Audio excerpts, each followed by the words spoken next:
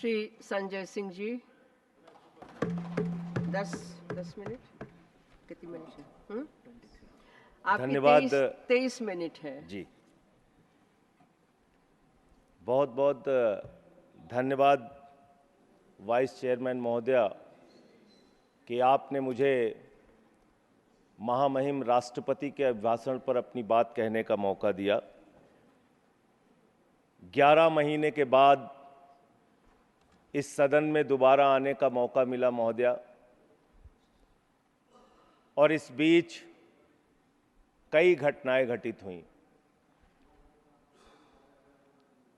मैं उसकी डिटेल में नहीं जाना चाहता, लेकिन राष्ट्रपति जी के अभिभाषण में जो बिंदु आए हैं उसके बारे में जरूर आपके सामने कुछ बात कहना चाहता हूं। महोदया, जिक्र किया गया कि भारत दुनिया का सबसे बड़ा लोकतंत्र है और बहुत अच्छे ढंग से चुनाव संपन्न हुआ, लेकिन ये चुनाव कई घटनाओं का साक्षी रहा महोदया। इस चुनाव के अंदर हमने देखा विपक्ष के नेताओं को पकड़ पकड़ के कैसे जेल में डाला गया। ईडी का, सीबीआई का, जांच एजेंसियों का दुरुपयोग करके राज्यों के मुख्यमंत्री को जेल में डाला गया, मंत्रियों को जेल में डाला गया।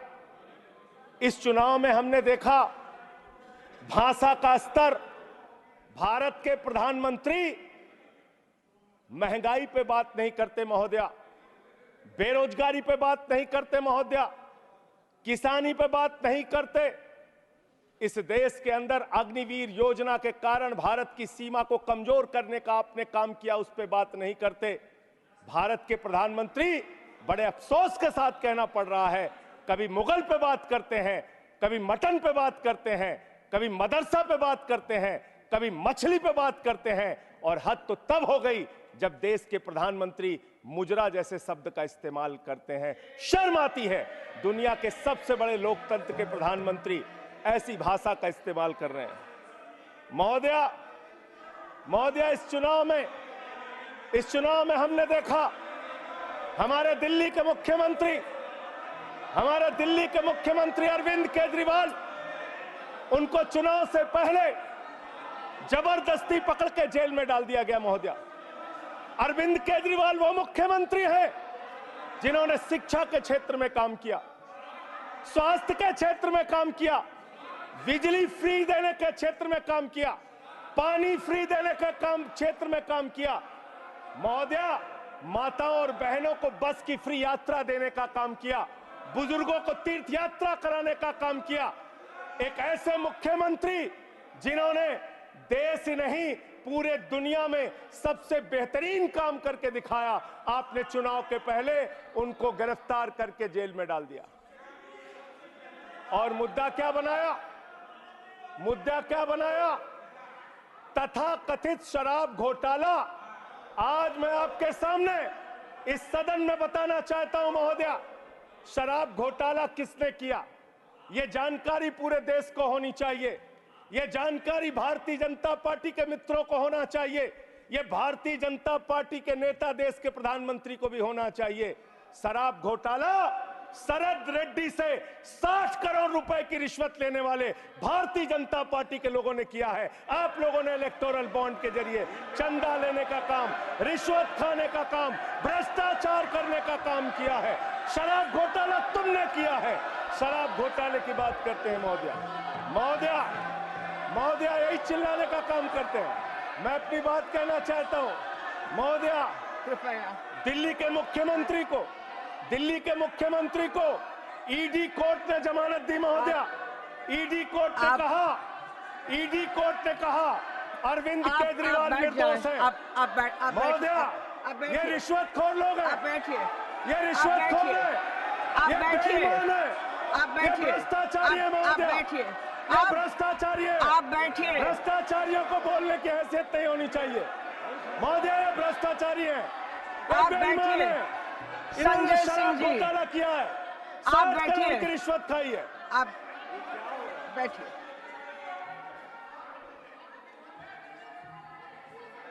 बैठिए, सब लोग पहले बैठिए। आप कृपया बैठिए। आप कृपया कृपया कृपया कृपया बैठिए। बैठिए बैठिए बैठिए। आप बैठिए, कृपया बैठिए बैठिए बैठिए बैठिए। आप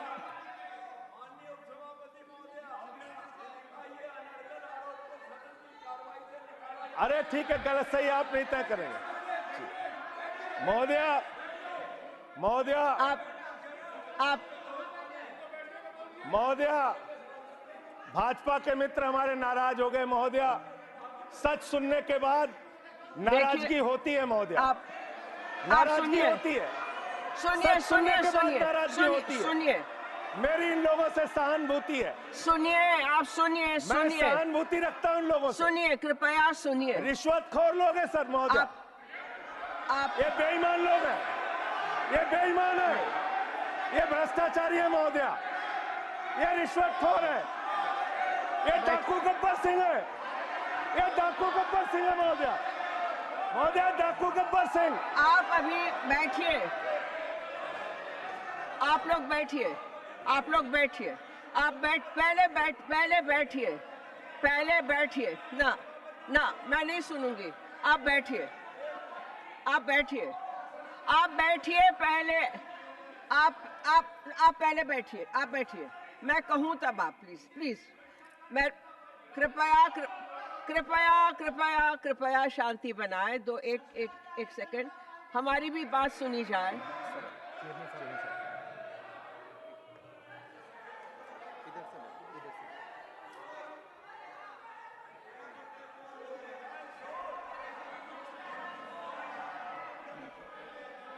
Please, please, please,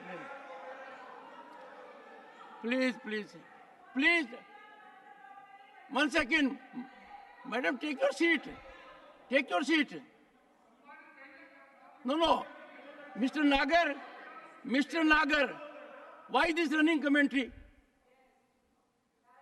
If this running commentary takes place, I will call upon leaders of the parties to at least give their members basic decorum training.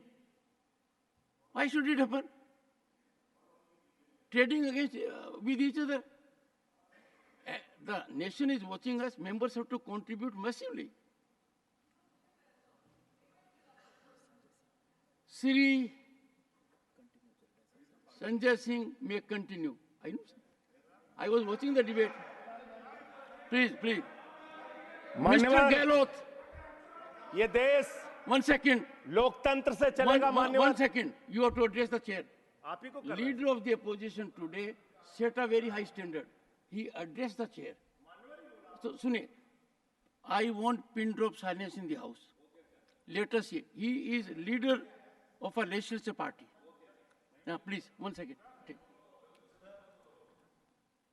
कुछ आपत्तिजनक चर्चा माननीय सदस्य ने की है, कृपया उस पर गौर करें और उसको प्रोसीडिंग से हटाने की कृपा करें।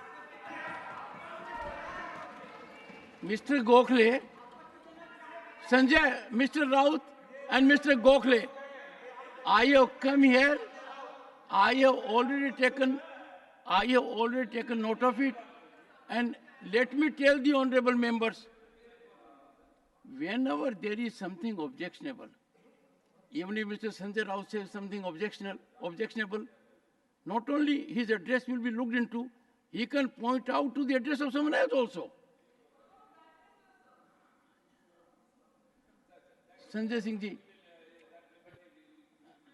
मान्यवर। संजय सिंह जी, धन्यवाद मान्यवर। एक आपको मंत्र देता हूं, जी मान्यवर। और गुरु मंत्र तो इसलिए नहीं दे सकता क्योंकि आपके तो पहले गुरु हैं। हाँ, मेरे गुरु रघु ठाकुर जी हैं। मेरे गुरु जी रघु ठाकुर हैं। तो आप मेरे राजनीतिक गुरु रघु ठाकुर हैं। इन लोगों को नहीं पता होगा, मैं बता रहा हूँ। रघु ठाकुर जी का मेरा क्या संबंध है, ये रघु ठाकुर जी से पूछिए। इनको नहीं मालूम होगा, सुनिए, इसलिए इनको बता। मेरे को एड्रेस करना। और एक गुरु मंत्र यह है कि आप जो शालीनता से बोलोगे और जो रिकॉर्ड होगा वो इतिहास का हिस्सा ही नहीं, 140 करोड़ जनता को भी पता लगेगा। धन्यवाद मान्यवर। उसके अलावा कोई व्यवधान होगा तो ये एनर्जी यहीं खत्म हो जाएगी। धन्यवाद मान्यवर। आप ऊर्जावान हैं मान्यवर, और अच्छे वक्ता हैं, बोलिए।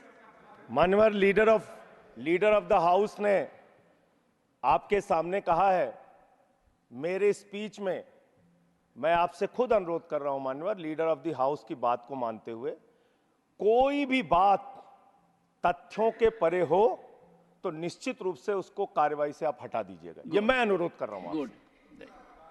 मान्यवर, राष्ट्रपति जी के अभिभाषण में अमृतकाल की चर्चा की गई। हमने देखा अमृतकाल मान्यवर, हमने देखा किस तरह से विपक्ष के नेताओं को पकड़ पकड़ के जेल में डाला गया।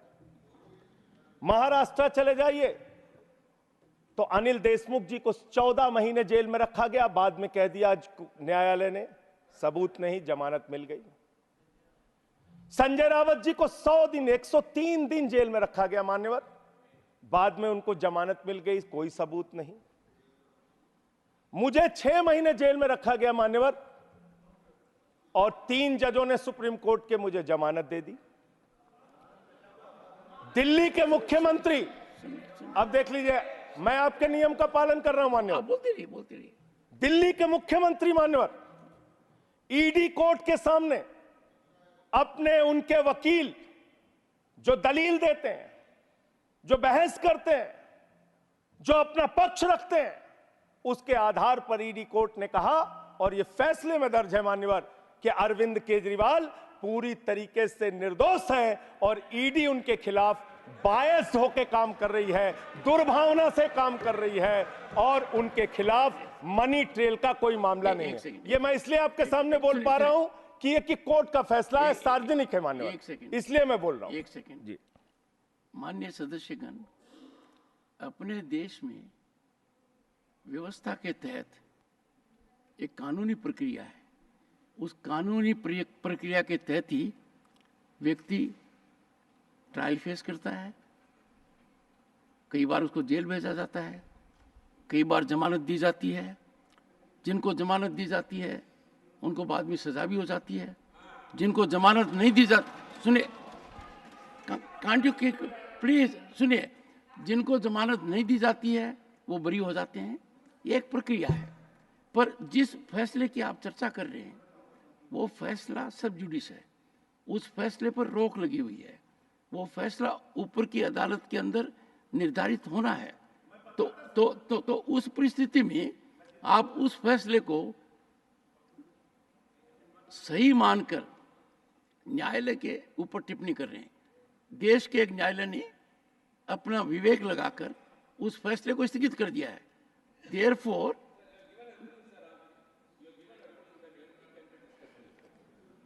okay, let me one second. Let me. Mr. Tiruchi Siva is a very experienced member of this house. He has made things lighter now.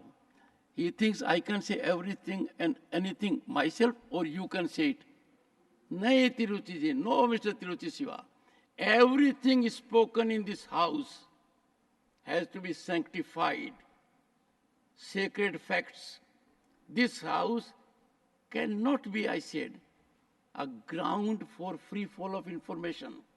If suppose someone wants to level an allegation against Mr. Sanjay Raut, his reputation is at stake.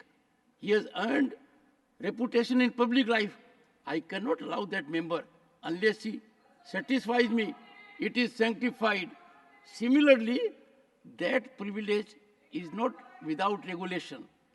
That privilege is a heavy responsibility. As a matter of fact, Constitution has given that privilege to us, that whatever we speak in this house, the public at large cannot bring criminal case against us, cannot bring civil case against us. That protection is given, but that protection is given to me also, that I must protect 140 crore people. You cannot say anything and everything here, Tiruchiji. You have to say something, keeping in view dignity of your office as a member of parliament and facts that are unimpeachable, beyond question. Therefore, if Sanjay Singh has made reference to a judgment which has been stayed, which means that judgment, till the judgment of the upper court comes, is non-existent. Therefore, Sanjay, you can't take reference to that. Go ahead, make your point. आपका protection चाहिए sir, मिलेगा? आपका संरक्षण चाहिए मान्यवर। बोलिए क्या चाहिए? तो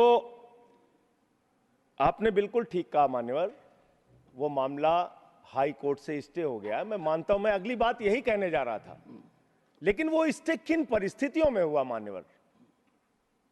बगैर ट्रायल कोर्ट के ऑर्डर की कॉपी के भारत न्यायपालिका के इतिहास में पहली बार स्टे हुआ है संजय मान्यवर। हाई कोर्ट से ऑर्डर की कॉपी नहीं थी मान्यवर, सुनिए सुनिए और स्टे कर दिया गया। सुनिए जी, एक सेकंड बैठिए बैठिए। माननीय सदस्यगण, आप लोगों से मेरा अनुरोध है, and we have a distinguished senior advocate also there, Vikas Bhattacharya ji, we can not discuss conduct of a judge in the manner he has given his order. Therefore, you are directly questioning a judge that he has passed an order without, if you say, I have no details on it. And I'll tell you, judges in their wisdom pass orders on Sunday. Judges in their wisdom pass orders at midnight. Judges in their wisdom pass orders without even order of the trial court. Therefore, keep away from this issue. Confine to the other part of it. Please, go ahead.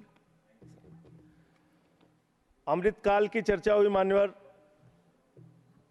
विपक्ष के नेताओं को पूरे देश में सरकार के द्वारा टारगेट किया गया, और सिर्फ विपक्ष के नेताओं का सवाल नहीं मान्यवर। बंगाल के 3 मंत्री भी जेल में हैं।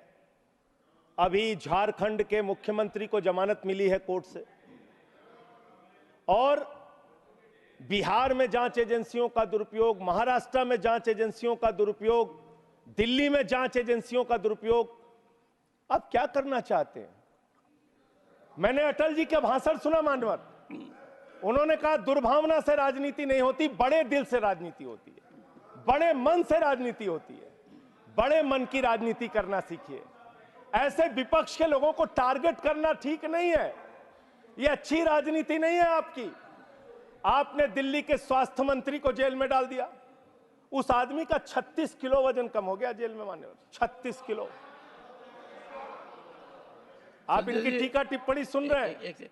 हमारे दिल्ली के संजय जी, जो फिर तो मैं बोल नहीं पाऊंगा। जो व्यक्ति जेल में है, उसको जेल में किसने डाला है? इनकी जांच एजेंसियों ने सर, न्यायालय ने।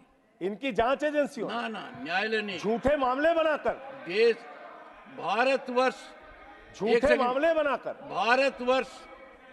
भारतवर्ष दुनिया के अंदर वो देश है जिसकी न्यायपालिका सुदृढ़ है। Sit down. मैं अपनी बात करूं सर, पहले I'll give extra time. Problem एक साकेत मिनट गोखले में इज 3 बार बैठाया जाएगा तो कैसे बोल पाऊंगा सर? अगर 1 मिनट अब में, ऐसा करेंगे, आप बोलते रहिए। ठीक, थैंक यू सर। मान्यवर, मैं सिर्फ इतना कहना चाहता हूं, दुर्भावना की राजनीति बंद कीजिए। अगर आपको भारत के लोकतंत्र को मजबूत बनाना है, भारत के संविधान को मजबूत बनाना है, तो सत्ता पक्ष का भी महत्व है, प्रतिपक्ष का भी महत्व है। प्रतिपक्ष को खत्म करके, विपक्ष को खत्म करके, नेताओं को जेल में डालकर आपको कोई लाभ होने वाला नहीं है। और पता नहीं कौन आपको सलाह देता है, किस गलतफहमी में आप लोग रहते हैं। मैं आपके लिए भी कह रहा हूं और इधर जो बैठे हैं उनके लिए भी कह रहा हूं, जब जो पार्टी सत्ता में रहेगी, अगर विपक्ष के लोगों को जेल में डालेगी, उस पार्टी का सत्यानाश होगा। अपने नेताओं को बता देना, अपने नेताओं को बता देना। आप इस गलतफहमी में मत रहना। और आप जेल की राजनीति कर रहे हैं। इस चुनाव ने आपको एक परिणाम दिया है, सोचने के लिए, विचार करने के लिए। इसमें स्पष्ट बहुमत का भी जिक्र है मान्यवर। स्पष्ट बहुमत कहां है? 400 पार, आपने नारा दिया 400 पार, 400 Mr. Par, Nagar। 400 par, Not a good habit. 400 पार का नारा आपने दिया। आपकी 240 सीट आई, स्पष्ट बहुमत कहां है? आपके दावे से 160 सीट कम आई मान्यवर, और 303 सीट पिछली बार थी, उससे 63 सीट कम आई मान्यवर, और 272 का बहुमत होता है, उससे 32 सीट कम आई मान्यवर। आपको सोचना होगा, विचार करना होगा, अपनी कमियों की समीक्षा करनी होगी। और आपकी कमियां क्या है? आपकी कमियां आपका अहंकार है। जब व्यक्ति अहंकार में होता है तो उसको कुछ दिखाई नहीं पड़ता मान्यवर। रावण भी अहंकार में था, उसने लगा प्रभु श्री राम वनों में रहने वाले, जंगलों में रहने वाले, वो मेरा क्या बिगाड़ पाएंगे। लेकिन भालुओं की, बानरों की सेना बनाकर लंका को आग लगाने का काम प्रभु श्री राम ने किया, रावण का नाश करने का काम प्रभु श्री राम ने किया। उस अहंकार का भी नाश होगा। और आप पता नहीं क्यों रिजल्ट को समझ नहीं पा रहे। आप लोग सबको गालियां देने लगते हैं। लोकतंत्र में अच्छी चीज नहीं मान्यवर। कभी मुसलमानों को गाली दो, कभी सिखों को गाली दो, कभी ईसाइयों को गाली दो, कभी जाटों को गाली दो, कभी मराठों को गाली दो, कभी दलितों को गाली दो, Deleted, कभी expunged, पिछड़ों को गाली दो। expunged। आप सिर्फ गाली देते रहते हैं This is expunged. मान्यवर। ये गाली देना बंद कीजिए मान्यवर। अब अयोध्या वालों को गाली दे रहे मान्यवर, अयोध्या वालों को गाली दे रहे हैं, गाली दे रहे हैं अयोध्या वालों को मान्यवर। अयोध्या की हालत बताता हूं मान्यवर। अयोध्या में सुनो, अयोध्या के विकास के लिए इन्होंने कितना पैसा खर्चा किया मैं बता रहा हूं मान्यवर। सुनो। अब रोकिए ना प्लीज सर, नहीं सुनिए। प्लीज सर, मेरा बार बार आप रोकेंगे तो मैं बोल नहीं पर पाऊंगा। आपने जाटों का भी नाम ले दिया, मेरा लिहाज भी नहीं किया। अरे आप कोई गाली नहीं दी गई। नहीं, कोई गाली दी नहीं गई है। इतना असत्य बोल रहे हो। नहीं, मेरा नहीं लिया। एक समाज को ऐसे नहीं करना चाहिए। You are a senior, you are a second term and party के नेता हैं। जैसे आपने आकलन कर दिया नतीजों का, तो कहेंगे कि भाई आप अपने नतीजों को भी देखिए। नहीं, लोकसभा चुनाव में आपके भी नतीजे आए हैं, आए कि नहीं आए? चलिए, उनका मौका लगेगा, बोलेंगे।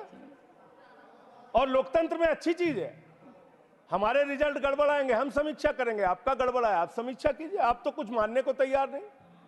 अयोध्या के इंफ्रास्ट्रक्चर डेवलपमेंट में हमारे मित्र जब यहां बोल रहे थे, अभी कल जब इनका भाषण मैंने सुना तो कह रहे थे इंफ्रास्ट्रक्चर डेवलपमेंट में भारत नंबर 1 है। मैं बताता हूं इंफ्रास्ट्रक्चर डेवलपमेंट। इन्होंने मान्यवर अयोध्या के विकास में बहुत पैसा खर्चा किया, होना चाहिए।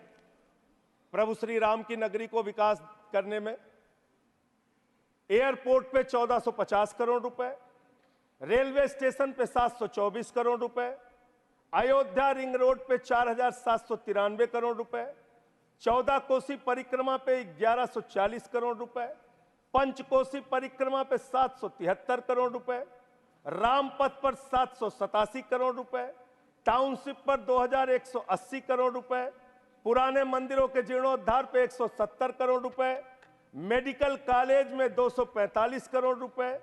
मान्यवर, ये पैसा गया कहां? पहली ही बरसात में प्रभु श्री राम के गर्भगृह में पानी गिरने लगा। पूरी अयोध्या की सड़कें टूटी हुई हैं। मुख्य पुजारी ने ये बात कही मान्यवर, मुख्य पुजारी ने ये बात कही, मंदिर के मुख्य पुजारी ने कही। ये भ्रष्टाचार की भेंट चढ़ा दी मान्यवर इन्होंने पैसे को।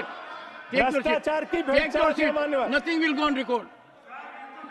सुनिए, can you take your seat? Can you take your seat? Can you take your seat? On one second, please. Take your seat. Honorable member, perhaps. Neeraj, please. Honorable members, please. I will urge leaders of the parties to keep their members under control. Honorable member, you have made a reflection which is wrong. You make a reflection because someone has said something. When I got this news, I verified, got in touch with responsible people.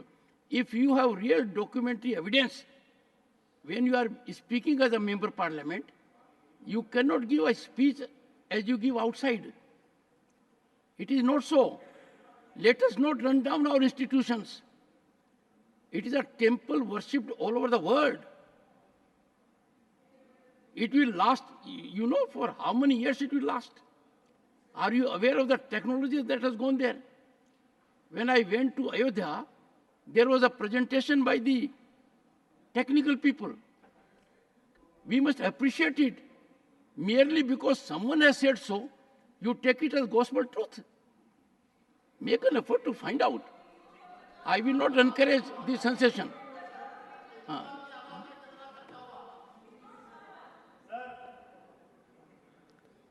इस अमृत काल के दौरान तमाम घटनाएं देश में घटित हुई।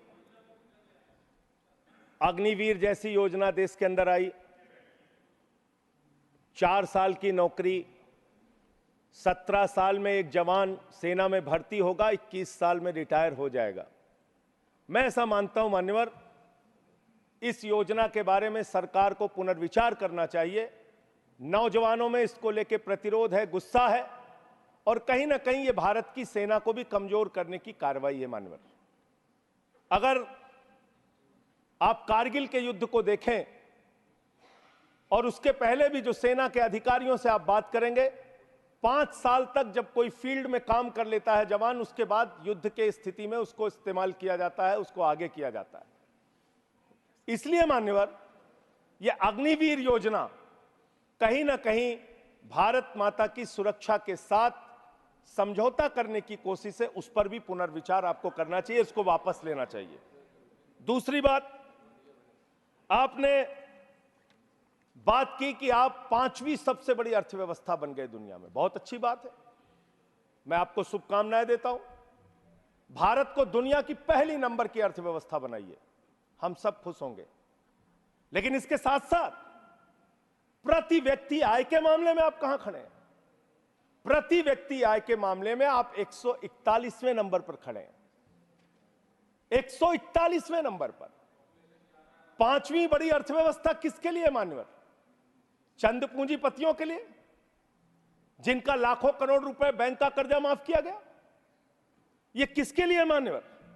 आपने कहा, चुनाव के दौरान हमने एक भाषण और सुना मान्यवर, कि आपकी संपत्ति लेके ये भाग जाएंगे, वो भाग जाएंगे, वो भाग जाएंगे। अरे संपत्ति कौन कौन लेके भागा है, ये तो सर्वविदित सत्य है। 20,000 करोड़ रुपए लेके नीरव मोदी भाग गया, 10,000 करोड़ रुपए लेके विजय माल्या भाग गया, 3,000 करोड़ लेके ललित मोदी भाग गया। ये कौन है? ये कौन है बड़े बड़े पूंजीपति? और मान्यवर, दूसरे सदन में इनका दिया गया जवाब है। मैं चाहूंगा आपके माध्यम से सरकार को इसका जवाब जरूर देना चाहिए, तो उसके बारे में मेरे साथ ये बहस कर सकते हैं, जो प्रस्ताव लाना हो ला सकते हैं। ये सर्वविदित सत्य है। मैं आपको बता रहा हूं मान्यवर, 3,53,000 करोड़ रुपए बैंक सेटलमेंट के 3,53,655 करोड़ रुपए बैंक सेटलमेंट के नाम पे 43 कंपनियों का माफ किया गया। 43 कंपनियों का। इसका रिकॉर्ड आपके सामने मैं रख दूंगा। मान्यवर, संपत्ति आप कहां पहुंचा रहे हैं, किसको पहुंचा रहे हैं, किस लिए आप काम कर रहे हैं, किसके लिए काम कर रहे हैं, यह पूरे देश को जानना चाहिए। आपने रेलवे की उन्नति की चर्चा की है, वंदे मेट्रो की चर्चा की है। हमारे एक मित्र कह रहे थे ट्रेन में सफर, मैं शायद ट्रेन में भी सफर किया हूं, रोड से भी सफर किया हूं, इतना सफर किया हूं कि उसके आंकड़े जब सामने आएंगे तो वो एक गाथा लिखी जा सकती है उस पर। ट्रेन में सफर करने वालों की हालत आज क्या है? इंसान को भूसे की तरह भर के एक जगह से दूसरे जगह जाना पड़ता है मान्यवर। लखनऊ में उतरिए, वहां पर कुली मिले मुझे मान्यवर, उनके लिए एक वादा किया था बहुत पहले, और आप एक उदार हृदय के व्यक्ति हैं, मैं चाहता हूं आपके माध्यम से सरकार तक ये बात जानी चाहिए। कुलियों को वादा किया इस सरकार ने कि आपके बच्चों को नौकरी दी जाएगी, कुलियों को वादा किया वर्दी दी जाएगी, तमाम प्रकार की सुविधाएं दी जाएंगी। उनका ज्ञापन मेरे पास पड़ा हुआ है, आज भी उनकी मांगों के बारे में कोई सुना नहीं। आपने इस देश के नौजवानों के साथ क्या किया? पेपर लीक पे पेपर लीक, पेपर लीक पे पेपर लीक, नीट का पेपर लीक, उत्तर प्रदेश में दरोगा की भर्ती का पेपर लीक, गुजरात में पेपर लीक, राजस्थान में पेपर लीक, बिहार में पेपर लीक। 2 साल में 70 पेपर लीक हुए मान्यवर, 70 पेपर लीक। इस देश के नौजवानों के साथ आपने खिलवाड़ करने का काम किया। 2 करोड़ छात्रों और नौजवानों की जिंदगी बर्बाद हुई पेपर लीक के कारण। कौन जिम्मेदार है उसके लिए? कैसे कार्रवाई होगी? आप कमेटियां बनाते हैं। एनटीए जो एग्जाम करा रहा है, मैं ये मांग करता हूं आपके माध्यम से, उस एनटीए के अधिकारियों की जांच होनी चाहिए और उन लोगों की जांच कराकर जो लोग भी इसमें शामिल हैं उनको गिरफ्तार करके जेल में डालिए और एनटीए को भंग कीजिए मान्यवर, क्योंकि बार बार जब जब एनटीए एग्जाम करा रहा है पेपर लीक हो रहा है। यह बड़ा सवाल है, इसके बारे में आपको सोचना चाहिए। दूसरी बात मान्यवर, आपने कहा राज्यों के विकास से ही देश का विकास होता है। यह बात सुनकर मेरी आंखों में आंसू आ गया। इतनी बढ़िया बात, इतना उदार हृदय आपका, वाह वाह वाह, वाह वाह वाह। राज्यों के विकास से देश का विकास होता है। पिछले 9 साल में मान्यवर 324 करोड़ रुपए से ज्यादा दिल्ली को नहीं दिया इन्होंने, 324 करोड़ से ज्यादा नहीं दिया, क्योंकि यहां पर आम आदमी पार्टी की सरकार है। यहां पर शिक्षा मंत्री को जेल में डालना है, स्वास्थ्य मंत्री को जेल में डालना है, मुख्यमंत्री को जेल में डालना है। यहां विकास के लिए हमारा सहयोग नहीं करना। तीर्थ यात्रा योजना रोक लगाओ, होम डिलीवरी योजना रोक लगाओ, मोहल्ला क्लिनिक योजना रोक लगाओ, आप सिर्फ बिजली फ्री योजना रोक लगाओ, पानी फ्री योजना रोक लगाओ। आपका काम सिर्फ रोक लगाने के लिए है। अब क्या राज्यों का विकास कर रहे हैं मान्यवर? 8,000 करोड़ रुपए रूरल डेवलपमेंट फंड का और बाकी शिक्षा स्वास्थ्य के फंड का, केंद्र सरकार के हिस्से का, पंजाब का, इन्होंने 8,000 करोड़ रुपए रोक के रखा है। ये राज्यों का विकास आप कर रहे हैं, ये राज्यों के साथ आपका बर्ताव है, ये आपका संघीय ढांचे में यकीन है। और सबसे महत्वपूर्ण बात मान्यवर, जो यहां पे कई वक्ताओं ने पहले भी कही, आप किस भावना से काम कर रहे हैं, किस भावना से आप काम कर रहे हैं? इस देश में दलितों के लिए, पिछड़ों के लिए, आदिवासियों के लिए, अल्पसंख्यकों के लिए, उनके अधिकारों की रक्षा के लिए भारत के संविधान में बहुत बड़ी ताकत उनको दी गई है। लेकिन जब वो जातीय जनगणना की मांग करते हैं, आप उनकी मांग सुनते नहीं। जब वो विश्वविद्यालयों में आरक्षण की बात करते हैं, उसमें 1-1, 2-2 पोस्ट निकाल के आप आरक्षण की व्यवस्था वहां पे खत्म करते हैं। जब वो अपने साथ होने वाले भेदभाव की चर्चा करते हैं, आप उस पर भी रोक लगाते हैं। मान्यवर, अमृतकाल के अंदर यह सवाल तो आपसे बनता है, यह पूछना तो आपसे बनता है कि जब प्रभु श्री राम के मंदिर का शिलान्यास हुआ तो तत्कालीन राष्ट्रपति वहां पर क्यों नहीं थे? जब उस प्रभु श्री राम के मंदिर का उद्घाटन हुआ तो मौजूदा राष्ट्रपति वहां पर क्यों नहीं थी?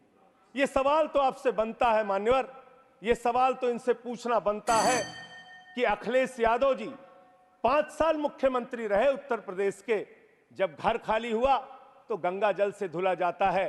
और मुझे शर्म आती है, आजादी के 75 साल के बाद मान्यवर कन्नौज में एक मंदिर में दर्शन करने चले गए अपनी पत्नी के साथ, उस मंदिर को गंगा जल से बीजेपी के लोगों ने धुलने का काम किया। ये आपका रवैया है पिछड़ों के प्रति, दलितों के प्रति? मान्यवर, मैं समय अपने साथियों का कम कर लूंगा, मैं अपनी बात कहना चाहता हूं। मान्यवर, ये रवैया ठीक नहीं है, इतना भेदभाव, इतनी दुर्भावना ठीक नहीं है। इस देश के दलितों को, पिछड़ों को, आदिवासियों को, अल्पसंख्यकों को अपना मानिए।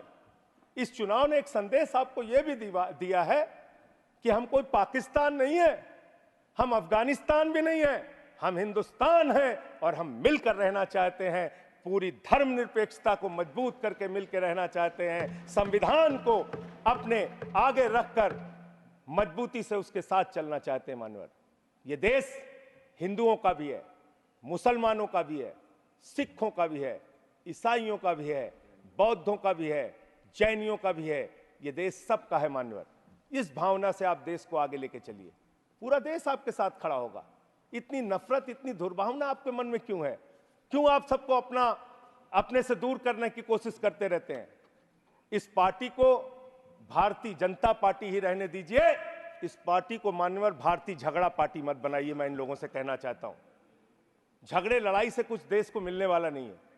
झगड़े लड़ाई से देश की उन्नति होने वाली नहीं है।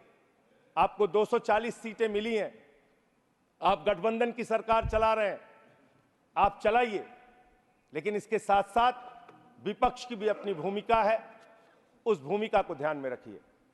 विपक्ष को भी अपने साथ लेकर चलिए।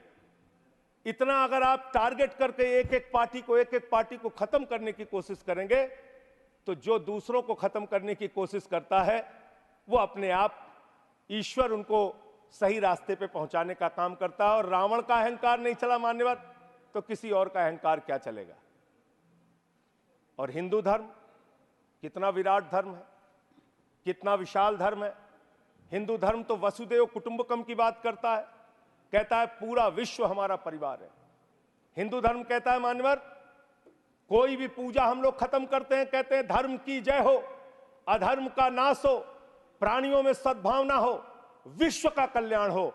लेकिन अफसोस है कि भारतीय जनता पार्टी की मानसिकता है प्राणियों में दुर्भावना हो, प्राणियों में बंटवारा हो, प्राणियों को आपस में बांटा जाए। इनके लिए बहुत अच्छी लाइन है, वो मैं कहना चाहता हूं। बहुत ही अच्छी लाइन आप लोगों के लिए लिख कर लाया था कि किस तरह से आप लोग मुद्दों से ध्यान हटाना चाहते हैं। सभी का ध्यान बांटा जा रहा है, सभी का ध्यान बांटा जा रहा है। यह हिंदुस्तान बांटा जा रहा है, सभी का ध्यान बांटा जा रहा है। यह हिंदुस्तान बांटा जा रहा है। हमें ये मंदिर और मस्जिद दिखाकर हमारा ध्यान बांटा जा रहा है, हमारा ध्यान बांटा जा रहा है। ध्यान बांटने की कोशिश मत कीजिए, मुद्दों पर बात कीजिए। बेरोजगारी बड़ा मुद्दा है, महंगाई बड़ा मुद्दा है, अशिक्षा बड़ा मुद्दा है, अग्निवीर बड़ा मुद्दा है, देश को कैसे तरक्की, भ्रष्टाचार बड़ा मुद्दा है। हमारे किसी साथी ने कहा, मैं आपका स्वागत करता हूं, कितनी अच्छी बात आपने कही, भ्रष्टाचार बहुत बड़ा मुद्दा है। लेकिन यह कैसा भ्रष्टाचार है? भारत के प्रधानमंत्री कहते हैं यह मोदी की गारंटी है, एक एक भ्रष्टाचारी को जेल में भेजूंगा, इस बात की गारंटी है। मुझे खुशी हुई, प्रसन्नता हुई प्रधानमंत्री के इस बात को सुन के। लेकिन जब मैं देखता हूं महाराष्ट्र में 70,000 करोड़ का घोटाला करने वाला बीजेपी के साथ, छगन भुजबल बीजेपी के साथ, नाम नारा, ठीक है नाम नहीं लेता हूं, नाम नहीं ले रहा हूं सर। देखिए डिलीटेड। मैं दूसरा बस खत्म कर रहा हूं। सुनिए जो सर एक सेकंड, भ्रष्टाचार के खिलाफ सर बोलने एक सेकंड। इस सरकार ने ईमानदारी का Mr. संकल्प Jairam लिया है। Ramesh, first you are speaking while sitting on your seat. I am sure you are very senior man. You know it. And secondly, why are you intervening? I expect from a learned man like you a different kind of conduct which can be exemplified by others. Please help तो me. Sir प्रधानमंत्री जी का Sanjay, ji. these are deleted. ठीक है, ये- आपका जो फैसला है मान्य है सर। मान्यवर प्रधानमंत्री जी ने कहा किसी भी भ्रष्टाचारी को नहीं छोड़ूंगा, इस बात की गारंटी है। लेकिन पूरे देश में जब हम लोग निगाह उठाते हैं तब मुझे उनके नारे का मतलब समझ में आया। वो नारा ये है कि एक भी भ्रष्टाचारी को नहीं छोड़ूंगा, ये मोदी की गारंटी है। सारे भ्रष्टाचारियों को बीजेपी में शामिल करूंगा, ये प्रधानमंत्री की गारंटी है। ये गारंटी है आपकी। अच्छी बात है, कीजिए, तरक्की करेंगे आप लोग। और एक वॉशिंग मशीन भी चल रही है। लेकिन मैं एक बात जरूर कहना चाहूंगा, आपने मुझे रोक दिया मान्यवर, मैं मानता हूं आपके आदेश का पालन करूंगा। लेकिन सब जगह चंदा दो धंधा लो स्कीम मत चलाइए। इलेक्टोरल बॉन्ड में आपका पर्दाफाश हो चुका है। 3,02,000 करोड़ रुपए के ठेके अलग अलग कंपनियों को दिए गए जिनसे इलेक्टोरल बॉन्ड के नाम पे पैसा लिया गया। इसकी जांच होनी चाहिए, इसकी जांच होनी चाहिए मान्यवर। और मैं अयोध्या का जिक्र करने लगा, आप सब लोग नाराज हो गए, मेरे मन में भी नाराजगी है, गुस्सा है।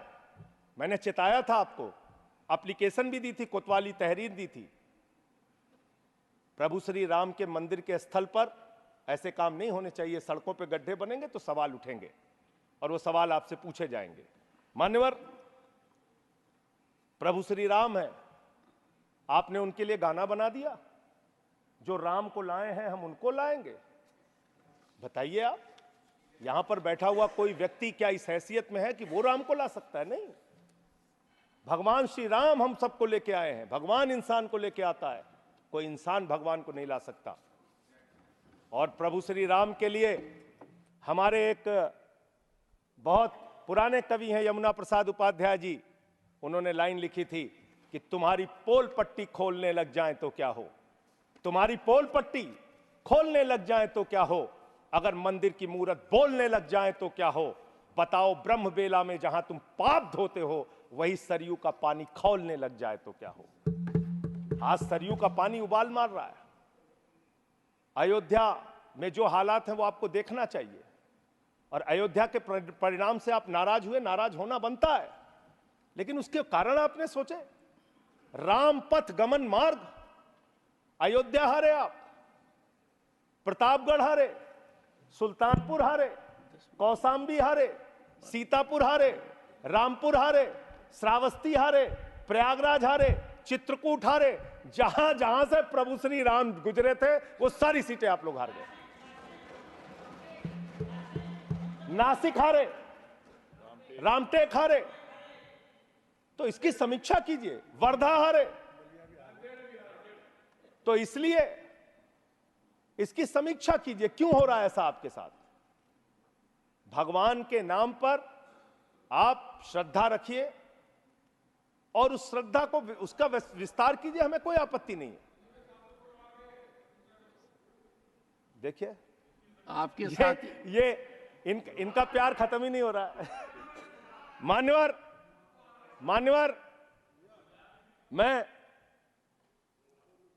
मैं सिर्फ इनसे इतना कहना चाहता हूं, आप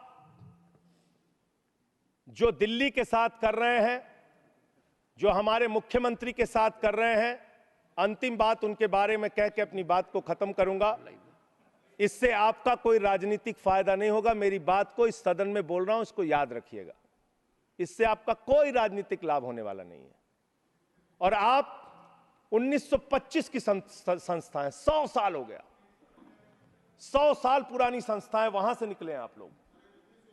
100 साल हो गया, लेकिन दिमाग अभी भी बच्चों का, अभी बच्चों की तरह खेल रहे हैं। अरे मैं राजनीति में आया डॉक्टर लोहिया को पढ़ के, लोकनायक जयप्रकाश नारायण को पढ़ के, राष्ट्रपिता महात्मा गांधी को पढ़ के, शहीद आजम भगत सिंह को पढ़ के।